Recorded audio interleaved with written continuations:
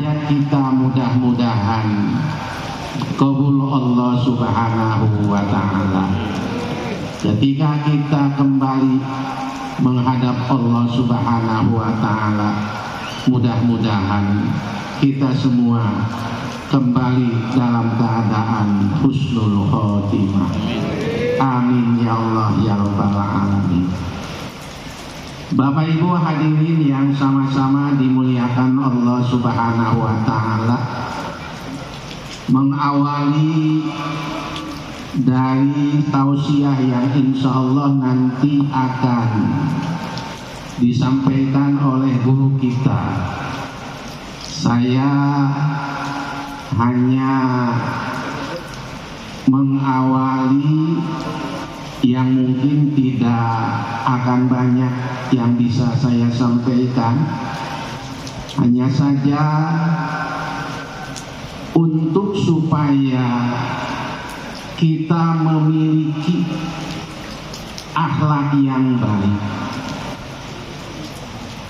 Tidak bisa kecuali dengan banyak-banyak mengingat zikir kepada Allah Subhanahu wa ta'ala.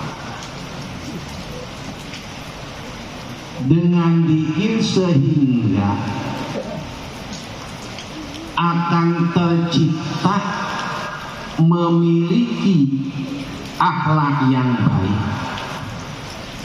Sebagaimana dalam makolahnya ulama, wa'lam annal muwadzabata ala dzikri kalimatis syarifati ala wajhi alladzi dzakarnahu awwalan yasulu bahwa itu kasiratun faminha ma yarji'u ila mahasini akhlaqi diniyah wa minha ma yarji'u ilal karamah allati hiya khawalikul adat. Perlu kita sama-sama ketahui bahwa sesungguhnya dengan muadzabah terus-menerus dilakukan secara kontinu, secara terus-menerus, istiqomah dalam berzikir kepada Allah Subhanahu wa ta'ala ala wajhi, mengikuti satu jalan. Ketika kita melaksanakannya, menjaga kesucian, baik suci dari najis maupun dari hadas. Tentu pakaian yang kita pakai usahakan dalam keadaan suci. Badan kita pun suci dalam keadaan berwudu. Kemudian ketika kita berzikir, kita hadirkan hati kita saat kita mengucapkan la ilaha illallah, hati kita hadir memaknai apa yang kita ucapkan. Terus menjaga dari kalimat-kalimat zikir yang kita baca, maka akan menghasilkan keuntungan yang amat banyak. Dari sebagian keuntungan, yaitu mayarji'u ila mahasini akhlaqi diniyah, akan terbentuk sehingga orang yang rajin berzikir memiliki karakter akhlak yang baik. Ketika dihadapkan dengan musibah, maka faidah dari zikir itu bisa menerima dengan kesabaran, maka musibahnya akan mendapatkan ampunan dan diangkat derajat oleh Allah Subhanahu wa Ta'ala. Ketika mendapatkan nikmat, maka dengan zikir itu sendiri sehingga dia pandai bersyukur kepada Allah Subhanahu wa Ta'ala, sehingga dengan syukurnya Allah akan tambahkan kenikmatannya, akan memiliki sifat tawakal, memiliki sifat qanaah. Dia akan menerima dengan penuh keriduan apapun yang telah Allah berikan, sehingga akan terjaga dari penyakit yang disebut hasud. Kenapa? Karena ketika kita melihat saudara kita, teman kita, tetangga kita sukses baik dalam kehidupan dunia maupun kaitan dengan akhirat, maka kita akan merasa gembira sebagaimana kesuksesan itu menimpa diri kita. Ketika teman kita, saudara kita mendapatkan ujian, mendapatkan musibah, maka hati kita akan merasa sedih sebagaimana musibah itu menimpa dirinya, sehingga dia akan terselamatkan dari penyakit yang disebut hasud. Ketika orang berhasil kebeli kompor, ya punya penyakit panas. Tetangga kebeli kulkas, penyakit dingin. Kebeli mobil mah dia masuk rumah sakit.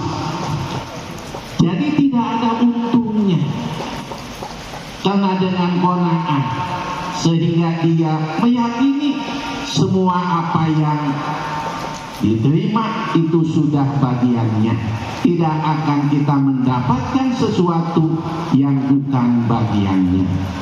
Ini bisa dihasilkan, bisa didapat, tidak ada jalan kecuali dengan banyak zikrullah, dengan banyak membaca la ilaha illallah, sehingga akan terbentuk mahasini akhlaki diniyah, mempunyai akhlak yang sangat mulia di hadapan Allah Subhanahu wa Ta'ala, sehingga akan tercipta memiliki jiwa yang cukup, sekalipun melimpah dengan mobilnya mewah, rumahnya megah, harta kekayaannya sudah tidak terhitung, karena memiliki sifat zuhud, sehingga itu semua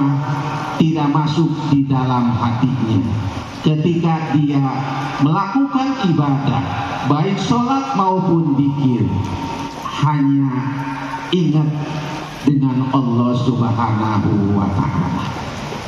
Kenapa? Karena dari zikir itu sendiri sehingga tercipta memiliki sifat zuhud.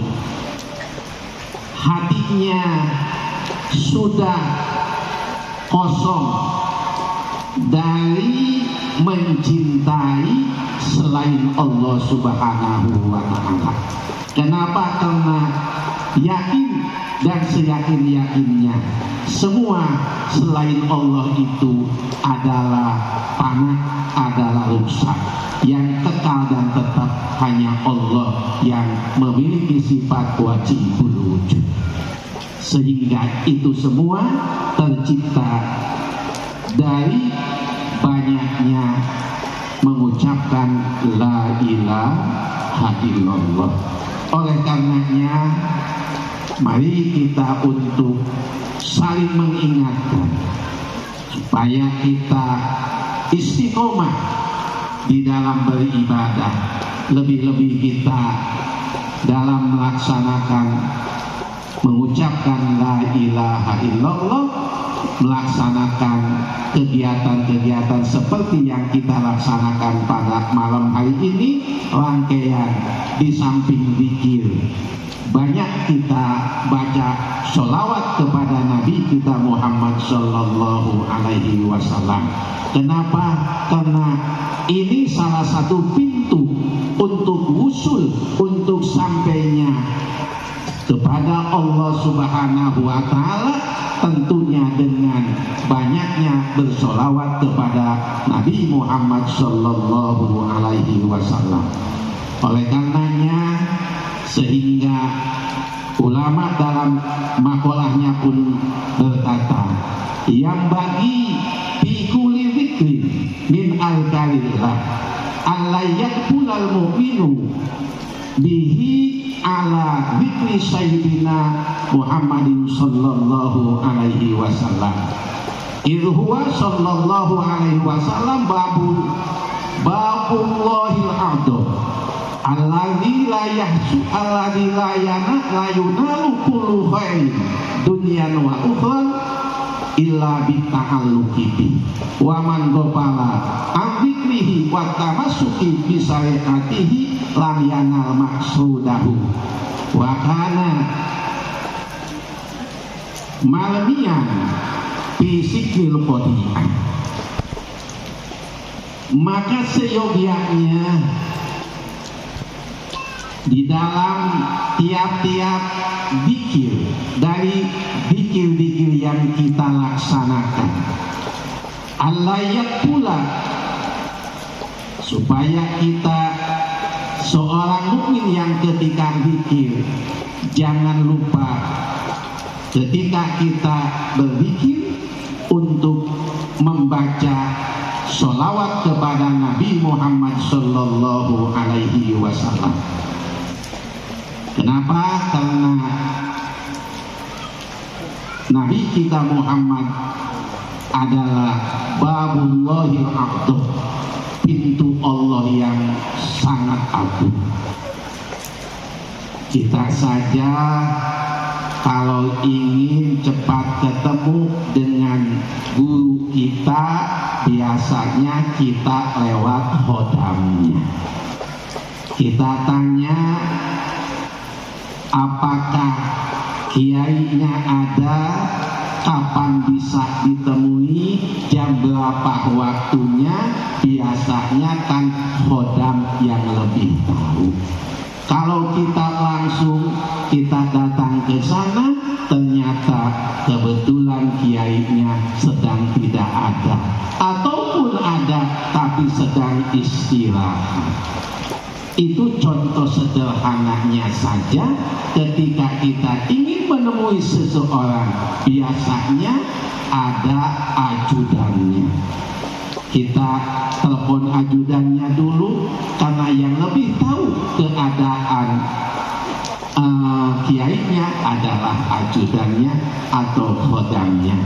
Begitupun untuk sampai kita usul kepada Allah Subhanahu wa Ta'ala, dalilul khalqi ila wusulillah, jalan agar supaya makhluk sampai kepada Allah Subhanahu wa Ta'ala, dalam arti ketika kita membaca zikrullah sehingga kita merasakan dipandang Allah Subhanahu wa Ta'ala, kita terbuka dengan sifat asma-Nya. Allah Subhanahu wa Ta'ala adalah dengan membaca sholawat kepada Nabi, sehingga kita ketika berdoa pun biasanya kita awali dengan memuji kepada Allah, bersolawat kepada Nabi, dan akhir doa ditutup dengan bersolawat kepada Nabi. Kenapa? Karena mamin doain, tidak ada dari mamin abdi Tidak ada dari seorang abid ketika melaksanakan doa kepada Allah Subhanahu wa Ta'ala adalah adanya hijab, adanya penghalang. Untuk supaya bisa menembus penghalangnya hatta yusolliya, sehingga dengan bersolawat kepada Nabi Muhammad sallallahu alaihi wasallam. Faida sholla alaih, ketika bersolawat kepada Nabi, yadkhulu doa, maka doanya akan Allah terima. Kita alhamdulillah sudah banyak solawat yang kita baca. Begitupun ketika kita zikir, maka ditutup zikir dengan membaca Sayyiduna Muhammad sallallahu alaihi wasallam. Mudah-mudahan zikir yang kita laksanakan Allah terima.